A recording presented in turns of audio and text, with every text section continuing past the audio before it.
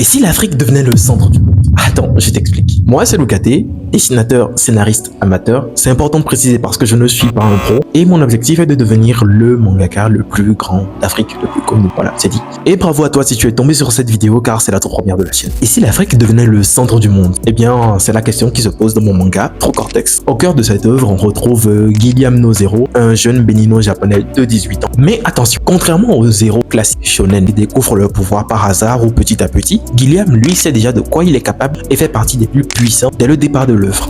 Mais son combat est tout ailleurs, parce que son objectif est de faire de l'Afrique la première puissance mondiale sur tous les plans et de venger la mort de sa mère qui a disparu dans des circonstances pour le moins malheureuses. Dans mon univers, précisément au Bénin, on dénombre 9 royaumes. Chaque royaume abrite un masque et chaque masque est source de pouvoir et de conflits infinis, comme le masque de Egungun ou le masque de Zangbeton. Le masque de Egungun, par exemple, qui a la capacité de maîtriser les ombres. Trop Cortex, pour moi, c'est plus qu'une œuvre. C'est une vision, c'est une révolution. Entre combat titanesque et œuvre politique, dans ce manga, nous sommes amenés à comprendre que chaque choix, chaque acte, chaque pensée ou parole peut impacter le sort du monde.